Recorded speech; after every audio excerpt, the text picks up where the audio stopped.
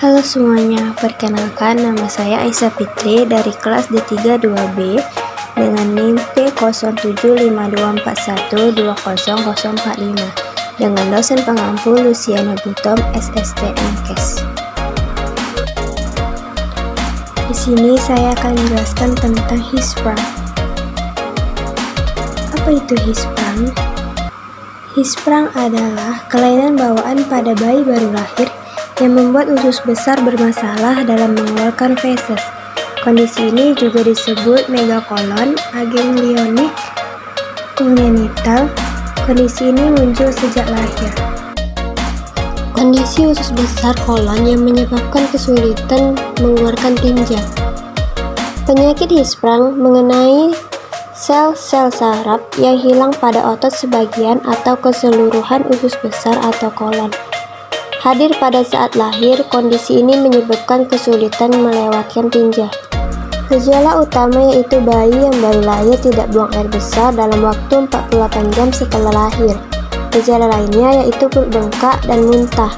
Operasi diperlukan untuk memotong bagian usus besar terkena atau diangkat sepenuhnya. Nah, selanjutnya ada gejala Hisprung. Penyakit Hisprung memiliki gejala yang berbeda-beda tergantung pada tingkat keparahannya. Gejala umumnya sudah dapat dideteksi sejak bayi baru lahir, di mana bayi tidak buang air besar atau BAB dalam 48 jam setelah lahir. Selain bayi tidak BAB, di bawah ini adalah gejala lain penyakit Hisprung pada bayi baru lahir. Muntah-muntah dengan cairan berwarna coklat atau hijau, perut buncit, rewel pada penyakit Hisprung yang ringan. Gejala baru muncul saat anak berusia lebih besar. Gejala penyakit Hisprung pada anak yang lebih besar terdiri mudah merasa lelah, kembung, dan kelihatan buncit. Sembelit yang terjadi dalam jangka panjang kronis, kehilangan nafsu makan berat dan tidak bertambah, tumbuh kembang terganggu. Penyebab Hisprung dalam keadaan normal saat janin berkembang di dalam kandungan. Sel saraf juga akan berkembang di usus. Dengan demikian, usus dapat berkontraksi dengan baik saat ada makanan yang masuk ke dalamnya. Tanpa ada kontraksi, feses akan terperangkap dalam usus dan tidak bisa keluar.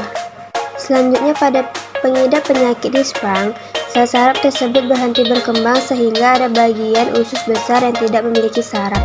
Penyebab gangguan perkembangan sel saraf itu hingga kini belum diketahui pasti. Pada beberapa kasus, penyebab Hisprung diduga terkait dengan faktor keturunan atau genetika. Selain itu, bayi laki-laki juga ditemukan lebih beresiko terhadap penyakit Hisprung dibandingkan bayi perempuan. Nah, selanjutnya itu diagnosis Hisprung.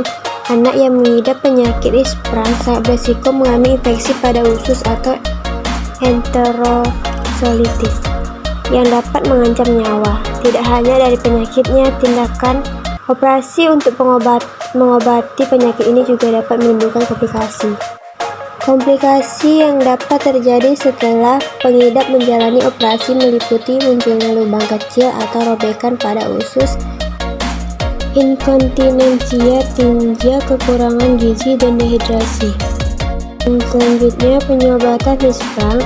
Pengobatan utama dari penyakit Hisprung adalah dengan operasi. Operasi dilakukan pada usus besar dengan memotong bagian usus yang tidak memiliki sel saraf dan menyambungkan usus yang sehat.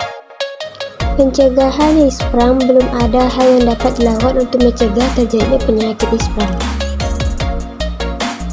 Terima kasih.